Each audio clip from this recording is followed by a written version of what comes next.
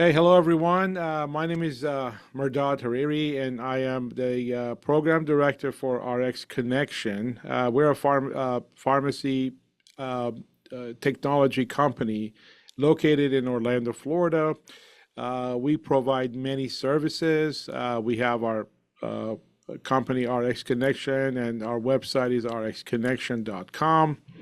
I'm very happy to have mother and daughter here with us, Jess and Leslie Miserak, and they are from Get Courageous, which is a leadership development uh, company or resource for leaders, CEOs, and team leaders to develop and enhance their skills to deal with their employees, with coworkers, with their interprofessionally with other professionals, and kind of like help them, develop those type of skills that's needed as a leader. So today we got a pretty good program. It's called Get Unstuck, which is Jess and Leslie put together. I'm not going to go tell you about what it's all about. I have looked at it. It is very, very exciting. It's actually something that I think everybody should pay attention to. So, hi, Leslie. Hi, Jess. Hi How are you? there. Hi, how are you, Leslie? So So, good. We're great. Glad to be here. yeah, sure. So, Leslie, I'm going to basically mute myself and then you guys can get started. And maybe tell a little bit about yourself and your daughter. I think Jess is in what, Ireland? What was she? Portugal. I'm in Portugal. Lisbon, Portugal. Portugal. Wow, Yeah, that's a and I'll lot. just I'll Yeah, just jump right in here. I will introduce us in just a minute. But sure. first of all, thanks again for having us. Really happy to be here. Reconnect with your motivation, or get unstuck, as we like to call this program. It's a program we've been doing for a little while, actually a couple of years now. And today we're going to talk about, what happens when you're in a rut, and we'll also touch on burnout a little bit. So Awesome. Well, with as that, pharmacists, I can tell you there are lots of pharmacists because I do participate in a whole bunch of these, on LinkedIn and Facebook and different groups. And I know this is a hot topic. Everybody's talking about, hey, I'm tired. I feel like I'm getting burnt out. I'm working, 8 to 12 hours a day, and I don't seem to get anywhere. And how do I get motivated? And employers no good. I'm not going to name companies, but they work for larger chains and they're not happy with, uh, you know, their job or their employer or things like that. Uh, so I'm going to basically let you guys go ahead and lead and, maybe talk about how do we get motivated. Okay. sounds good. So let's get motivated, Jess. Let's get motivated. All All right. right. To get us kicked off, I have an wheel of emotions here. And this is just a check-in for viewers to just kind of consider for themselves, where are we at the start of today's presentation? Let me just take a minute to look through the wheel, find out what word, one word or two that's describing how you're feeling at this moment.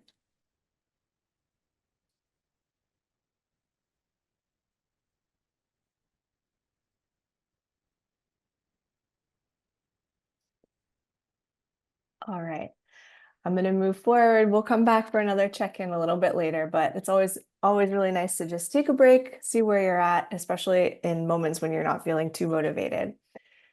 So it's really nice to meet you. My name is Jess Miserak. My mom, Leslie Miserak, is here as well. We are executive coaches from Get Courageous. So yes, we do leadership, confidence. We do retirement coaching as well. It's quite a range of things. I'm just going to let someone else in.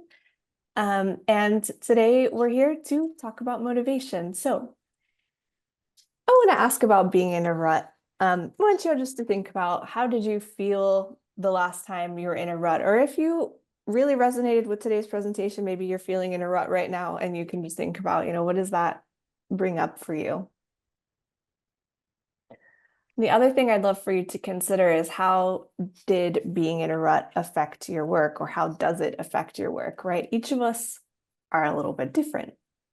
Yeah. And Jess, they can type into chat. They won't be able to see each other's responses, but they'll come to us. Okay, So if they want to answer questions as they go along, it's a great opportunity. perfect. Thank you. Mhm. All right. And so as I move to the next slide, if there's anything that resonates with, yeah, that's me, go ahead and let us know in the chat. That would be great.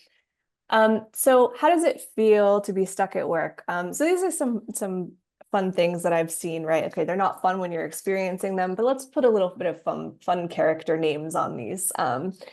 There's the to-do list resistance, right? You're resisting what's on your task list, maybe when you're feeling like you're in a rut. Or maybe you're the escape artist who is avoiding certain tasks or events altogether. I've definitely been there.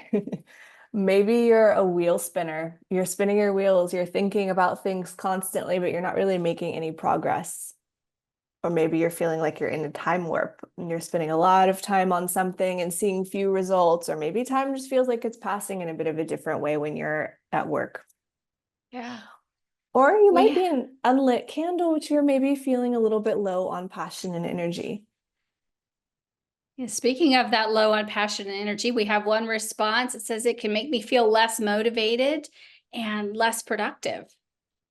Absolutely, Yeah. for sure. Productivity is a hugely impacted when we're not feeling at our best.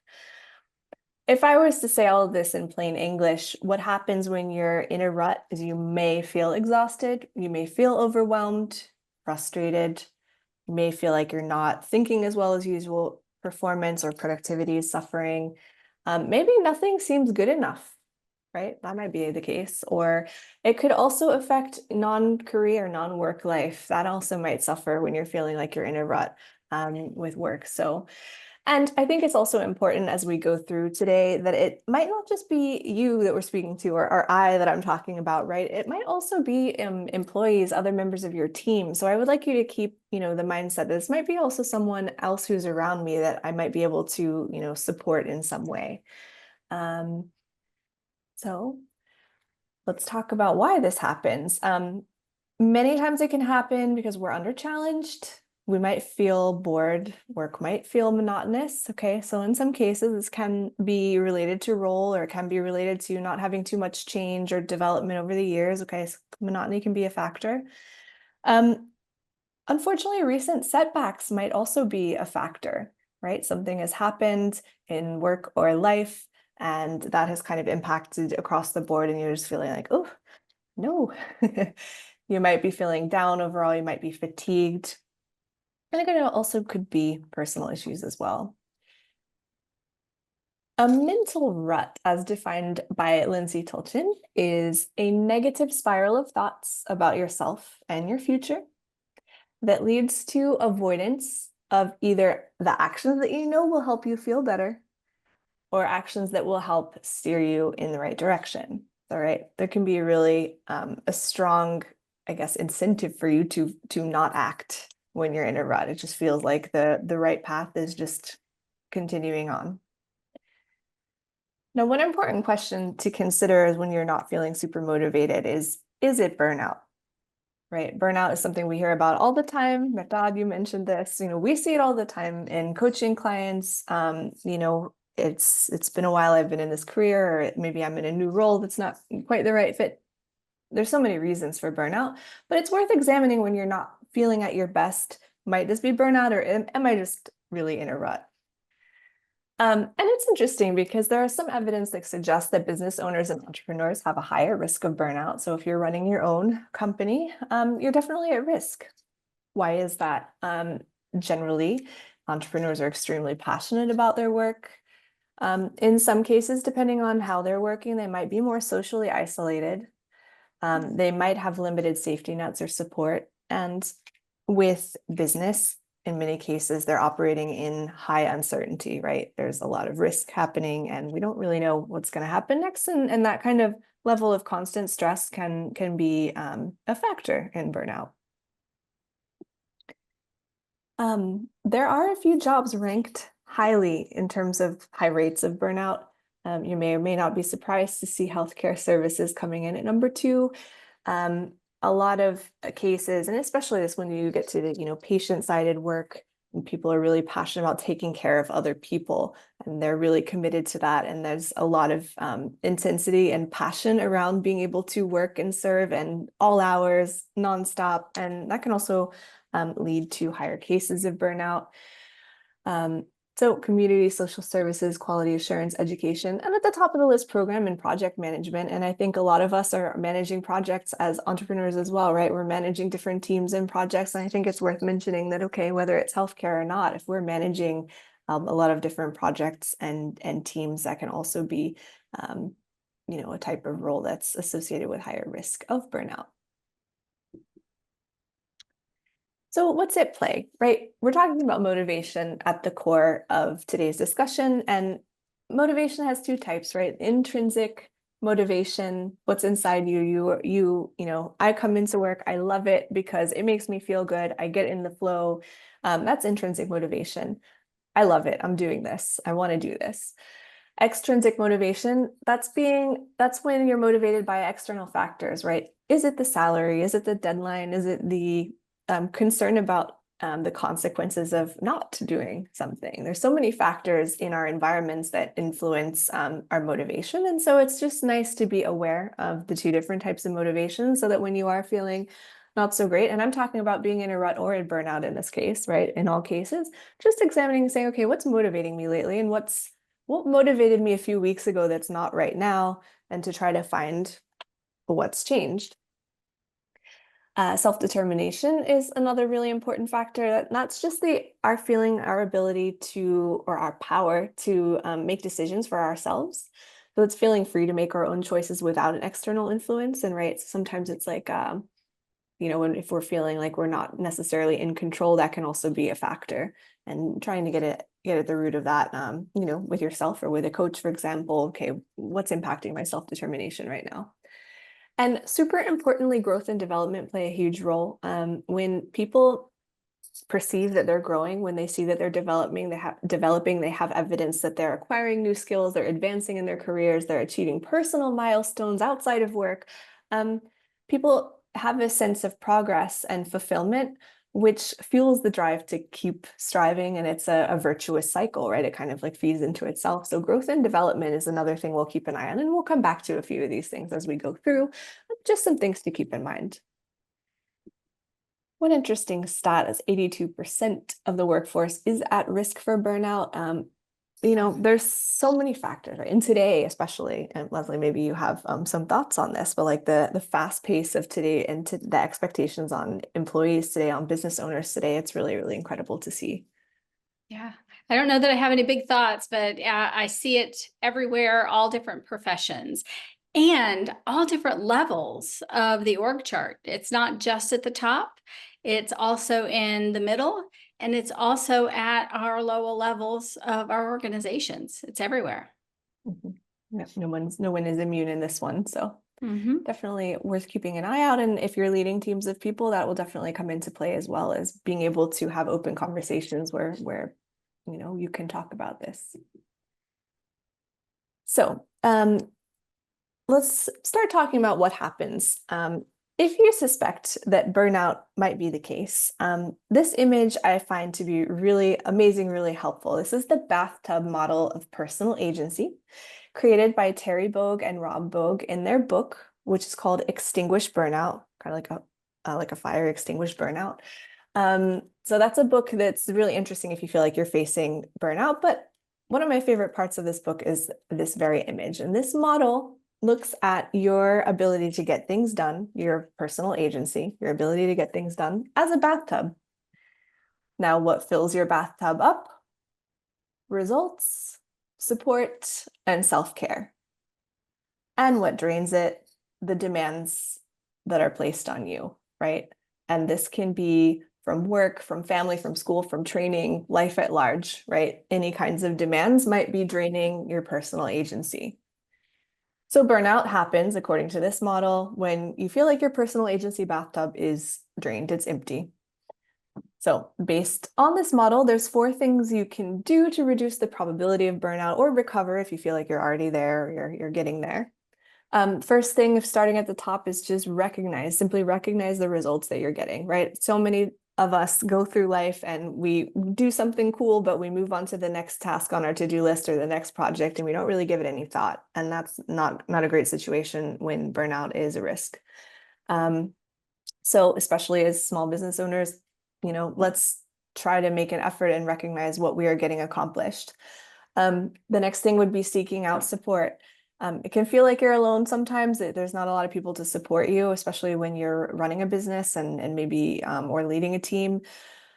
However, it's really good to recognize there are a lot of other business owners, maybe people in your network that are facing the same challenges. And so it's worth considering, who is in my network? Can I talk to my peers? Can I talk about challenges? Be a little bit more open, a little bit more vulnerable. Don't be afraid to voice these things, because more than likely someone else in your network and quite a few people have experienced something similar. And if they're not experiencing it at this moment, they might have gone through it in recent history. So it's good to talk through those challenges, brainstorm some solutions, and just see who else is out there and facing similar challenges. Self-care being the next one. I was gonna say, if there's one thing that entrepreneurs are bad at, it can be self-care sometimes, right? So don't ignore it, right? You're thinking about work nonstop, so don't forget about hydration, the simple things, right? Hydration, eating right, exercise, getting your good sleep. These things are super important. Maybe it is an activity or a hobby that you love, that gives you joy, that gets you in the flow, and thinking about only that thing. That's a big part of self-care as well. So just considering, all right, what is filling my personal agency tub? And finally, we can also manage that drain. We can manage demands. Not everything has to be done today. Not everything has to be done by us personally. Sometimes it's so easy to fall into that trap. It will just be faster if I do it. It will just get done right if I do it. We say this all the time. You got to prioritize the things that must happen and relentlessly delegate on the things that you don't personally have to do, and kind of let go of a few of those things. When you're feeling burnout, it could be that there's just way too much draining your personal agency tub, and just managing that might be a key to getting yourself back in balance again. So I hope you've enjoyed the bathtub model here. I'll move forward. If you have any questions, please feel free to let us know in the chat. So the worst way to deal with your rut is by ignoring it, because it can spiral. As I mentioned earlier, this is hard. This takes a really conscious effort, because when we're in that space, the last thing we really feel like doing is acting. But if there's one thing you can take away from today, it's just take one small action. Don't ignore it, because that's not gonna get you out of it. And there's also something really interesting about the way that we think as humans, right? It's sometimes it's supernatural to not notice the good things that are happening happening around us. And I think that goes back to even the achievements. It's just natural not to notice it, or good news that is being shared by a peer or a friend. And this is because of the negativity bias. We feel negative events more intensely than positive events. It's something that we can maybe dwell on, negativity, outside factors, something that happened to me recently. We can fixate on our mistakes, criticisms, and negative events is just something we feel more intensely, but it's also something that we as humans are more inclined to talk about with other people. So you might notice that in conversations, over the next couple of weeks, why is it that I feel like mentioning that XYZ is happening? Sometimes it's a way we connect with other people, unfortunately, but it can get us to kind of dwell. And it's one of the reasons that, for example, bad news tends to get our attention more. Better ratings, the bad news on TV gets the better ratings, right? That's why if you turn on the news or read the news anywhere, it's going to be mostly the bad stuff, because honestly, that's what people are kind of inclined to read. And it's why we do have to put a little bit of extra effort to shifting into a positive view of our surroundings. And I don't just mean that. I think that we need to put that extra effort in all the time, but especially when you're feeling not motivated, you're feeling burnout, you're really just trying to recognize even the smallest positive things can just help you make a tiny little shift that might lead you to do it again. Okay, that's not so bad. Or this good thing happened, or I achieved that. and it gets you kind of thinking in a little bit of a different manner. So you've caught your red-handed Leslie. Can you take us through some actions that you can take? Sure. And for those that joined the imposter syndrome session that we did last month, you might see a couple of things that look familiar. And just like in these sessions, quite often tools can be used in multiple ways. We can work on a client who's working on listening skills, but also building their coaching skills using the same sets of tools. So this is not about being redundant. It's understanding how we can use things for multiple reasons. Okay, so let's go ahead and go forward if we could. So when was the last time you sat down and went over your goals? If you go ahead and type that in the chat, I'd love to see when the last time you sat down and looked at your goals. And if you don't have goals, when was the last time you created some? And Jess, if any responses come through, will you let me know? It's been a few months for Jess. Oh, Merdad last night. Fantastic. Excellent. Yeah, our goals are our opportunity to make sure that we are understanding where we're at and where we want to go. So let's go ahead and go forward. So our first thing is to reassess our goals, the current state of our goals, what they look like. Because the things we need to understand about goals is they should be dynamic. They should not be written in stone so they can't be changed. They should be written with an erasable ink or a typewriter or a computer keyboard that can backspace or cross something off, or pencil even, right? Because there are times when we have opportunities that we need to maybe step away from an old goal and look at some new ones. So reassessing your current state of goals. Let's take a look at that worksheet if we could. We put together a SMART goals worksheet. Has anybody heard of SMART? Hopefully you have. SMART looks at specifics. Is the goal specific? Is it very clear? Is it measurable? Sometimes a yes or a no is a good enough measure, but quite often we need something that is more numeric. That lets us know when we achieve. So I could say, you know what, I want to lose weight. And if I lose a half a pound, so I want to lose weight this next year. If I lose a half a pound in the next year, technically I've lost weight, right? But that said, was that really my goal? So getting down, do I want to lose 10 pounds next year? Do I want to increase my income by 15%? Do I want to decrease my expenses by 12%? Whatever those things are, those measurables are really important. The A stands for attainable, and I like to mix it up with also achievable. Attainable, achievable, whichever word is your preference. Is it possible? Is it doable? And that also ties back to that relevant. And the other R that could be used here would be realistic. If it's a great goal, but it's not really relevant to this goal category or what you want to achieve, then is that really important? Is that the right goal in this moment? So thinking about the relevance. And then the T stands for time bound or timely. Time bound could be, so for example, I said I wanted to lose weight in the next year. That time bound would be the next year. Timely might be attached to, is this the right time for this particular goal? If you say, for example, I always use Excel spreadsheets and pivot tables and VLOOKUPs, those types of things that I always have to research when I need to do one. But that said, if I say, I want to go take a class on Excel spreadsheets for this project that's coming up next year so that I'm really good at pivot tables and VLOOKUPs, my question to you, is it timely? Is that really the right time? Because what happens if we don't use something? Quite often we lose it. So maybe it's better off to get that learning, get that training closer to the actual time where you're going to be able to use it instead of having to go back and relive it. So this goals worksheet is just something to think about when you're setting your goals, but also when you're revisiting. So being specific and concise, including the measures, what's the purpose of the goal? Why is it relevant? What are the benefits? What are the challenges, etc. And then adjust. Go ahead. Oh, I was just going to jump in and say that we quite often think about some really specific examples in career for goal setting, or in exercise always comes to mind because it's just one of those things where health is always on our minds as humans, right?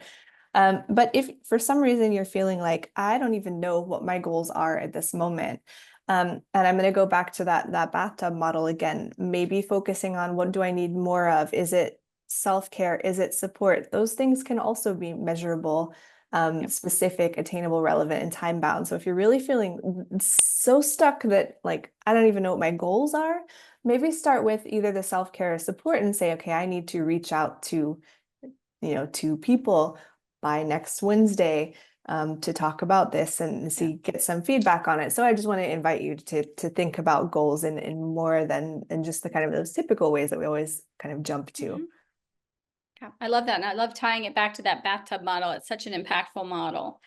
So getting back to this, it's just understanding that if you have goals, are they still relevant? Are they the right goals for you in this moment? Revisit them. Set your calendar to do it on a monthly basis, a quarterly basis, whatever works for you. We're not here to say what's right or what's wrong. Now, that said, this worksheet is available at the end. There's a QR code, but I'll also give you the URL that you can access the particular spreadsheet or the particular worksheets that we're using. So you've got some goals. What's next? What are we going to do next? Oh, celebrating successes. Just like Jess said, we have that negativity bias. And quite often when we're celebrating successes, sometimes to ourselves, but even out loud to others, it feels like we're showing off, right? Shame on us for being in the space of the focus of that we can't go out and celebrate what we're looking for. It's one thing if you're doing it where you're putting someone else down, but if you're uplifting yourself and bringing others along with you, that positivity bias could be really valuable. So when was the last time you celebrated a success? Think about that. And if you haven't, is that an opportunity? Something we used last time for the imposter syndrome was the achievement inventory. So if you joined us last time, hopefully you downloaded the achievement inventory and were able to look at it. And this gets you to think about what it is I'm doing. What achievement did I have? What was the impact of that achievement? Because I will tell you, whether you realize it or not, every action or inaction has an impact. It impacts someone, something. Maybe it's just you. Maybe it's the person next to you. Maybe you don't know who it is, right? There are quite often impacts for every achievement. So understanding what those are. And then lastly, in this category is what are those skills? Again, if our growth and development helps to get us out of a rut, this could be a great way to think about, okay, I did these projects, I did this work, I accomplished this goal. What did I learn from it? Because quite often, whether we have successes and or setbacks, there are learnings to be had if we can just stop for a moment and take a look at them. Jess, do you have any additions on the achievement inventory? I do think this can be something if you have someone on your team that seems like they're burning the candle at both ends, or just not able to recognize some of the great things that they've been doing, or they have come to you and said, hey, I'm kind of feeling unmotivated lately. This can be a really great exercise to use with other people as well. So do feel free to share this resource. And maybe it can have it as a part of a one-to-one, or just have, say, hey, I use this once, this might help you kind of reframe the work that you've been doing over the last couple months or years. Love it. Thank you. Sure. Okay, let's move on. All right. Okay, so here's what else we can do to reconnect with our achievements. Think about how often you take time to appreciate the good stuff. Jessica mentioned earlier the news. And if you actually look at the three major networks, CBS, NBC, and ABC, if you do the 6:30 p.m. news, where it's the nightly news that's more national, the first 28.5 minutes of that news is negative. The last 90 seconds of that news is appreciating the good stuff. So how do you recycle, kind of re-swizzle is a word I like to use, your thinking so that you take the moment and appreciate the good stuff? And also as leaders, how are you doing that with your team? How are you doing that with your family? How are you doing that with your kids, your brothers, your sisters, your best friends, those sorts of things? Taking time to appreciate the good stuff. And we just had a question in the chat. Thanks, Merdad. How do you stay motivated and inspired when faced with setbacks? And I think that's a very timely question as we talk about this appreciation. So I'm going to move forward, but I just wanted to put that out there really quickly. Yeah. So, can I answer that question real quick before we jump forward too much further? Staying motivated and inspired when faced with setbacks is difficult. I'm just going to say it. It's hard. And it happens when we can change our mindset from a growth mindset to a fixed mindset. I mean, from a fixed mindset to a growth mindset. That fixed mindset is, oh, I made a mistake. Now, every time I do this, it's going to make a mistake, or I'm going to continue to make mistakes. Versus that growth mindset is, wait a minute, I made a mistake. What did I do? What can I do differently next time? That's that learning and changing and growing. Because I guarantee you, the first time you tried to tie your shoes when you were 3, 4, 5 years old, you weren't successful. Right? Too bad. If you'd have just given Jess, remember those rabbit ears? I remember. Yeah. And if you just gave up that first time and never did it again, never tried again, you wouldn't be able to tie your shoes today. So it's difficult, but it really is about understanding where you are and getting grateful for the successes you're having, but also the mistakes you've made in life, because I would bet for every one of us in this call and on this recording, at some point we had a mistake, a setback, something that derailed us in the moment. But once we got to the other side, really good stuff happened. I mean, how many of you are actually with your very first boyfriend or girlfriend today? Very few people I know out there, right? Okay, thanks. So let's get grateful. I would Yeah. also add a thing, if you don't mind. If you're thinking of also setbacks on maybe a really large, devastating scale, it might be where kind of one of the questions that we ask in coaching, or one of the reframes we use in coaching with our clients, is often, what do you have control over in this situation? And that can kind of help you distinguish between, okay, that's not something I could influence, which sounds simple, but being able to recognize that can help you kind of move forward instead of staying stuck and thinking about, oh man, I can't believe I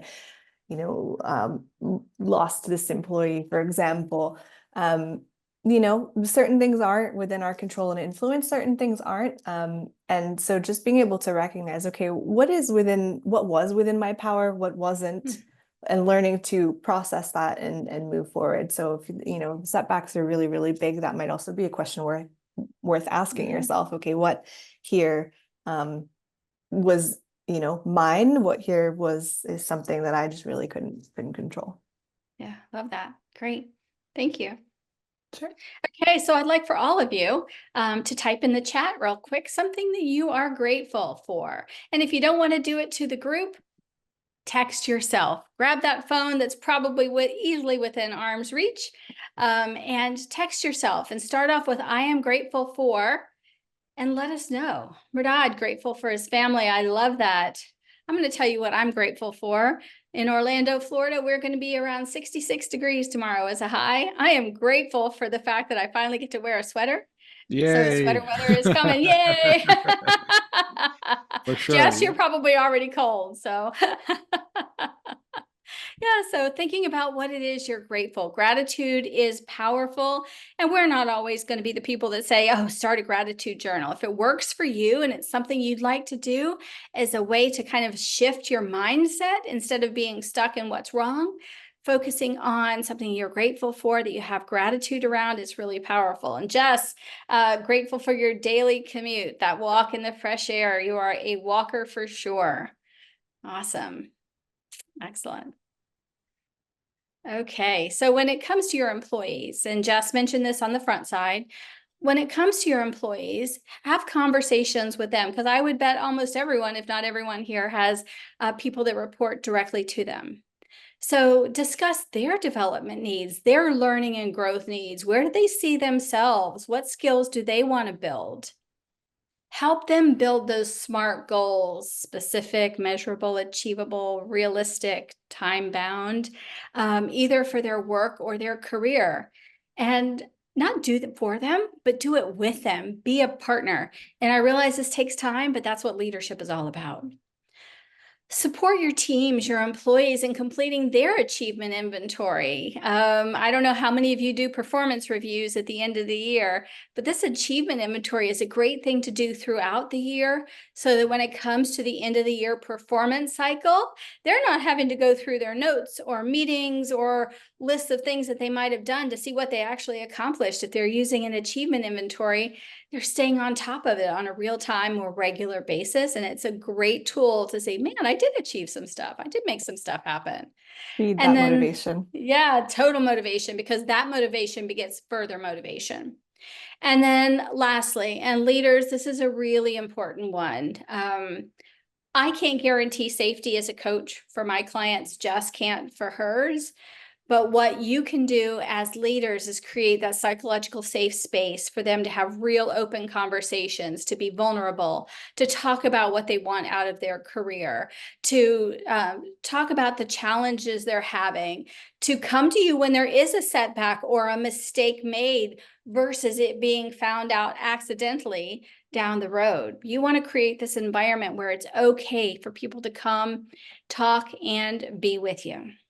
So those are a few things you can do as leaders.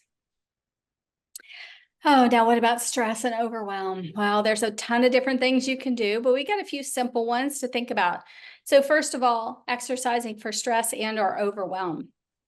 If you don't have a regular exercise routine, it's a great time to think about how you add it. It could be something as simple as yoga or chair yoga.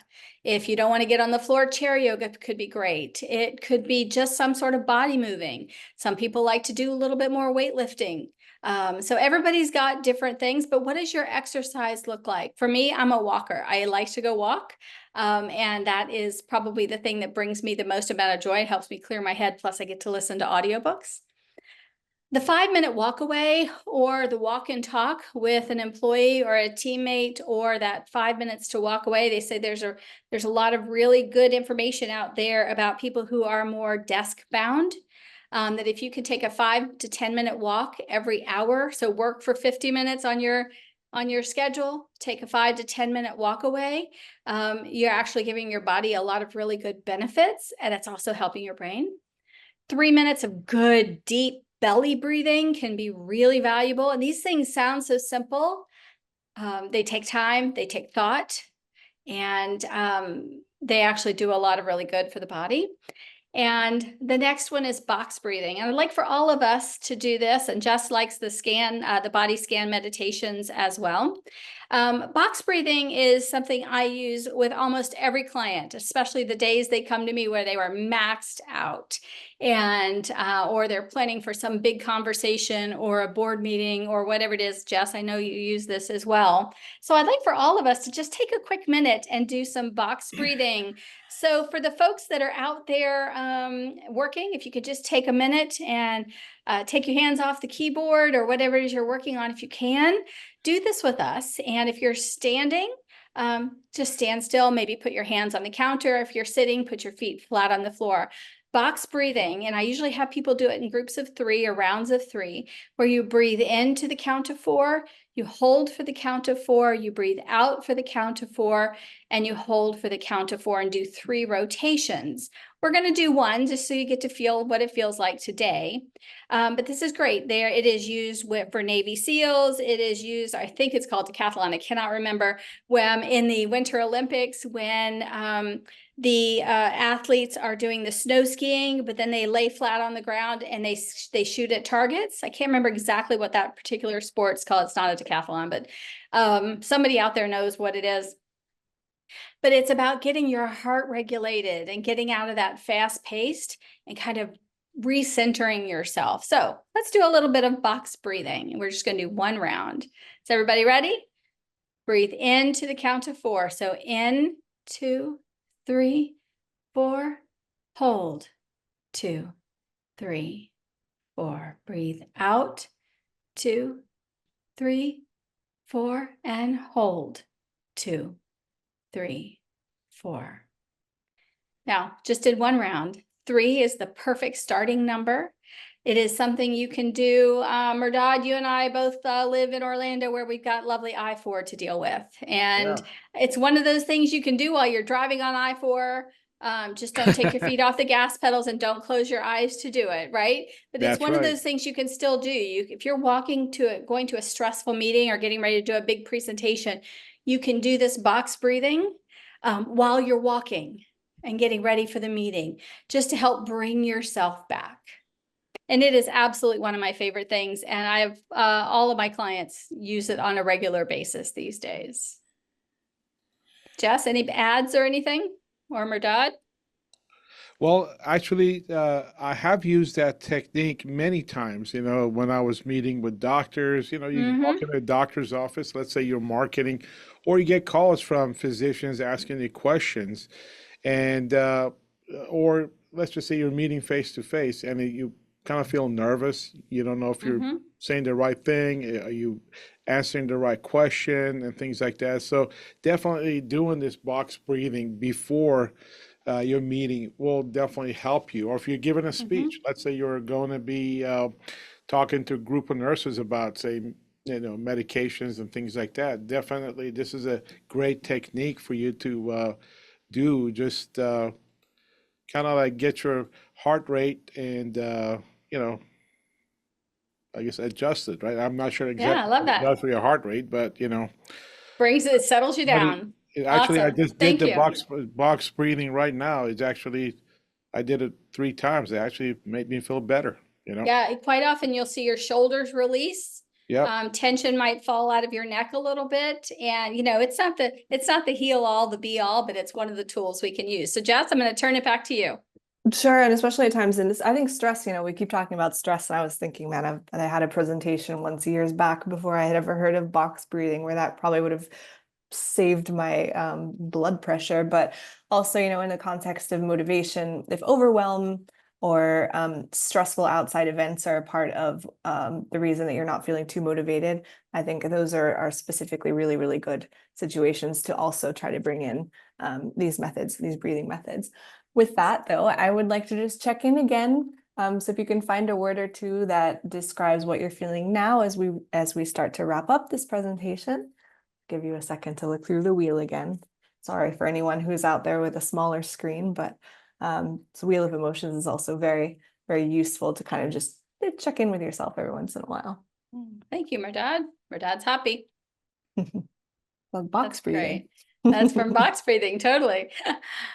All right, so just to wrap up, super quick recap. And the next time you're in a rut, here's a few things you can do straight off the bat. Set a couple of small goals. Again, whether that is career, whether it's something outside of work, just having a couple of goals can really get the wheel moving again. Do an achievement inventory, either with the worksheet that we provided or even an Excel sheet. Just take some time to go through achievements, write them down somewhere where you can easily access them again, take a look at them. Number 3, look for the good things, focus on gratitude, just try not to get stuck in any sort of negative thinking surrounding a lack of motivation. Here's another one, schedule something new, schedule something different. Maybe it's something different related to work. Maybe that's that growth or development. Maybe it's a course you've been thinking about. Maybe it's something completely outside of work. You've always been curious to try and shoot a bow and arrow, and maybe it's just putting that in your calendar or meeting up with someone, a friend that you haven't seen in a long time. Just having something a little bit new and different in your calendar in general can also really help you when you're not feeling super motivated. And then finally, seek opportunities for development related to your career. With that, thank you so much for your time and attention today. All right. Yes. We have the link in the chat. Yeah, I don't know, Mom, you can explain this one. Yeah, the QR code has the place where you can put in your information, and it will automatically email you the 2 forms that we've talked about today, the achievement tracker as well as the goals worksheet. And so that QR code will work. And if you can't use the QR code, it's gettalk.at/getunstuck. Gettalk, GETTALK.AT/getunstuck. All right. Well, that's very good. Thank you, Leslie. Jess, it was definitely another great presentation by you guys. We really love all the your insights, all your help. And, as pharmacists or healthcare providers, we're all stressed out. We're all burnt out. Mhm. So, uh, to kind of wrap everything up, if they need to contact you, I guess the email would be the best way for them to get a hold of you, I guess, right? Or just Yes, visit the website. email Jess at jess@getcourageous.com. Mhm. And she will respond right back. As you mentioned in the very beginning, Merdad, our website is having a couple of challenges. We're doing a full rebuild. So that will be ready in about the next 2 to 3 weeks. So email is probably the easiest way to talk to us at the moment. So Right. thank And you then for for asking. everyone, yeah, thank you. I appreciate that. Leslie and Jess, this is wonderful. Just for your information, we will be putting this on our YouTube channel, RX Connection YouTube, by tomorrow. So if you need to go watch it again and maybe share that with some of your coworkers, your friends, we would love for you to do that. So with that, thank you again. And hopefully we'll have you back again for some more good stuff. Okay. Thank you. It's our Thank you, pleasure. Thank you Leslie. so Thank Thank much. you, you. Jess. I really Thank you appreciate all. you. Thank you. Thank you, Bye-bye. everyone. Bye bye.